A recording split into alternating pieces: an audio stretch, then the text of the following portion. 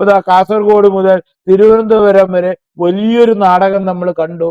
അത് ഓരോ ജില്ലയിൽ വന്നപ്പോ അവസാനം തിരുവനന്തപുരത്ത് എത്തുമ്പോഴേക്കും മൊത്തം അതിൻ്റെ ഉള്ളിൽ അടിപൊളി പടലം നടക്കുകയാണ്.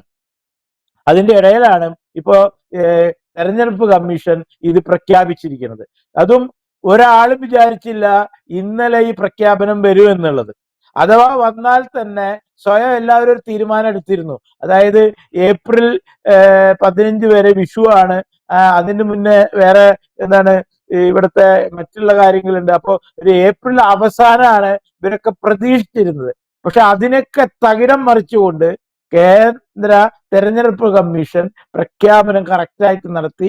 ഏപ്രിൽ 9-നാണ് തെരഞ്ഞെടുപ്പ് എന്നും അത് അവർക്കിപ്പോ കേരളം മാത്രം നോക്കിയാൽ പോരാ, വേറെയും ഉണ്ട് 1, 2, 3, 4 സംസ്ഥാനങ്ങള്. അതായത് കേരളത്തിന്റെ അതേ സമയത്ത് തന്നെ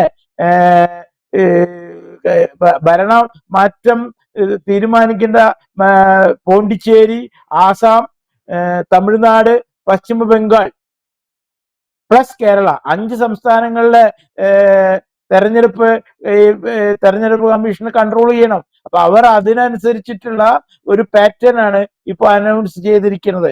അതിൽ കേരളത്തിന്റെ തെരഞ്ഞെടുപ്പ് ഏപ്രിൽ 9 കേരളത്തിനോടൊപ്പം തന്നെ ആസാമിലും പോണ്ടിച്ചേരിയിലുമുണ്ട് അതേ ദിവസം തന്നെ. പിന്നെ വോട്ട് എണ്ണല് മെയ് മാസം 4-നാണ്. പിന്നെ മാർച്ച് 16-നാണ്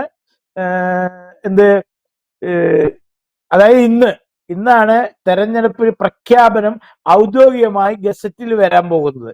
ഗസറ്റിൽ വന്നതിന് ശേഷം മാർച്ച് 23 വരെ ആണ് നാമനിർദ്ദേശ പത്രിക, അതായത് മത്സരിക്കുന്ന ആരൊക്കെയാണെന്ന് അവർക്ക് പത്രിക കൊടുക്കാനുള്ള ദിവസം. ലാസ്റ്റ് ദിവസം 23 24 അത് സൂക്ഷ്മ പരിശോധന നടത്തും. അതിനുശേഷം ലിസ്റ്റിടും.